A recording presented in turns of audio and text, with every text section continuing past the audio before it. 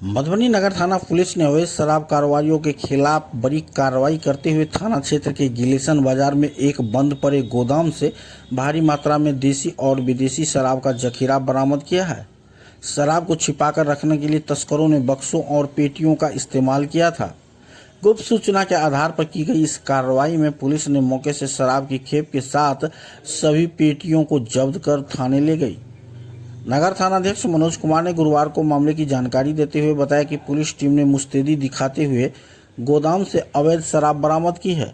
हालांकि छापेमारी के वक्त बंद गोदाम में कोई भी शराब कारोबारी मौजूद नहीं था। एसएचओ ने स्पष्ट किया कि पुलिस ने शराब तस्करों की पहचान कर ली है और उनकी गिरफ्तारी के लिए लगातार छापेमारी की जा रही है, जिन्हें जल्द ही गिरफ्तार कर लिया जाएगा। इस सफल छापेमारी में टीम में सब इंस्पेक्टर राकेश कुमार, अंकिता सिंह और देवेंद्र गिरी मुख्य रूप से शामिल रहे। शहर के बीचों बीच गिलेसन बाजार जैसे व्यस्ततम इलाके में हुई इस बड़ी बरामदगी से नगर थाना क्षेत्र के शराब माफियाओं और अवैध शराब कारोबारियों में हड़कंप मचा हुआ है। पुलिस मामले में आगे की कार्रवाई शुरू कर दी है।